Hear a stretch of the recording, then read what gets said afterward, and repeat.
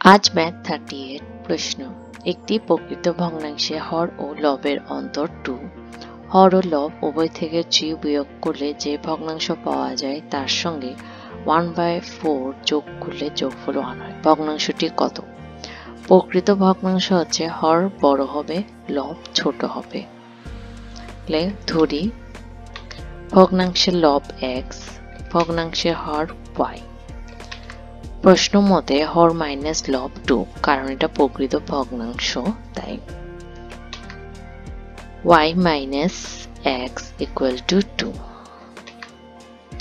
y সমান সমান আমরা লিখতে পারি 2 প্লাস x।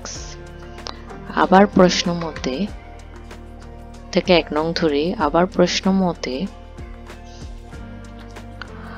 হর ও লব উভয় থেকে 3 বিয়োগ করলে যে ভগ্নাংশ পাওয়া যায়, অর্থাৎ x এর থেকেও 3 বিয়োগ, y এর থেকে 3 বিয়োগ সঙ্গে 1/4 যোগ করলে যোগফলটা 1 হয়। আমরা লিখতে পারি x minus 3, 2 plus x minus 3, y এর মানটা বসিয়ে দিলাম। এখন 1/4 টাকে এই পাশে নিয়ে আসি, y সমান 2 প্লাস x,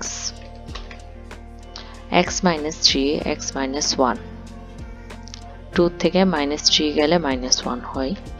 আর এখানে ক্যালকুলেশন করলে পাই 4 minus 1/4, x minus 3, x minus 1, 3/4। এখানে আর গুণন করে পাই 4x minus 12, 3x minus 3। Calculation করে পাই 4x minus 3x, 12 minus 3, x equal to 9। এখন x এর মানটা 1 নঙে বসিয়ে পাই, নঙে x সমান 9 বসিয়ে পাই y সমান 2 প্লাস x, 2 প্লাস 9 ইকুয়াল 11। সুতরাং ভগ্নাংশটি হবে 9/11। আল্লাহ হাফেজ।